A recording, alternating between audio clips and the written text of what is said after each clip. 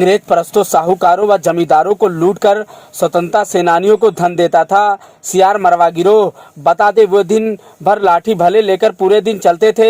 उनके पीछे कुछ कुत्ते भी चलते थे। 1 दर्जन लोगों का ये गिरोह अपने आप को सियार मारने वाले का दल कहता था। देखने में ये सच भी लगता था, क्योंकि उस समय की कुछ जनजातियों के लोग सियारों को अपने कुत्ते के सहारे मारकर खाते भी थे। इसके लिए वह लाठी भाले और कुत्ते के साथ खाना बदोश बनकर गांव-गांव डेरे लगाकर घूमते और सियारों का शिकार करते। इसीलिए वे सियार मरवा कहे जाते थे।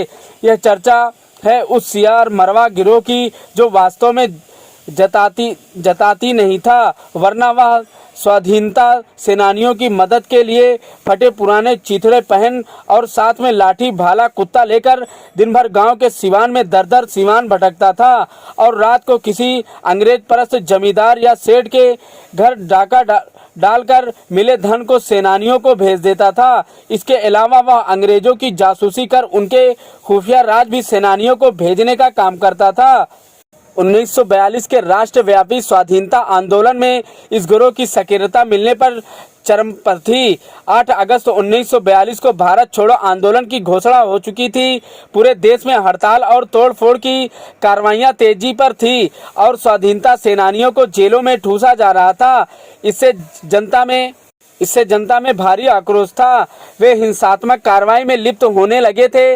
इसी दौरान जिले में सियार मरवा गिरोह का उदय हुआ। यह गिरोह कौन था तथा कहां से आया था, इसके बारे में अधिक जानकारी नहीं है, लेकिन 1905 के बस्ती गजेटियार व सूचना विभाग सिद्धार्थनगर की पत्रिका के तथ्यों के अनुसार इस गिरोह के नेता का नाम बली सिंह और बलीकरण सिंह था। उनकी बोली से पता चलता था कि वे पूर्वी उत्तर प्रदेश के किसी जिले के थे। वे सिद्धार्थनगर के बासी मिसरौलिया क्षेत्र में अधिक सक्रिय थे। उस वक्त बासी क्षेत्र के तत्कालीन जमींदार अष्टभुजा श्रीवास्तव का आतंक था।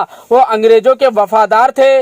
उन्होंने अपने पास के एक कांग्रेसी गांव भगवतापुर को दिन दहाड़े आग लगवा दिया था, क्योंकि वह पूरा गांव देश की आज़ादी के पक्ष में आंदोलनरत था। यही नहीं, उन्होंने सेनानियों के नेता अयोध्या प्रसाद यादव की मूछें चिमटी से उखड़वाकर उन्हें मृत जानकर उनकी लाश पेड़ से टंगवा दिया था। इसके अलावा चेतिया स्टेट के लक्ष्मी त्रिपाठी अंग्रेजों के पक्ष में सक्रिय थे। बताते हैं कि वह भी काफी जुल्म करते थे। बासी राजा परिवार भी अंग्रेजों से सहानुभूति रखता था। कहते हैं कि इन सबको सबक सिखाने के लिए सियार मरवा गिरोह बनकर कुछ स्थानीय क्रांतिकारी यहाँ आए थे। उन्होंने अष्टभुजा समेत कई को लूटकर प्राप्त धन सेनानियों को दिया। इसके अलावा कई बड़े कांग्रेसी नेताओं को जेल जाने से बचाया भी।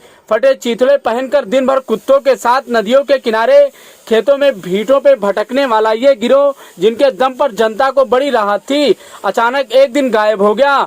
उनकी गुमशुदगी के बारे में कुछ ठोस तथ्य नहीं मिलते।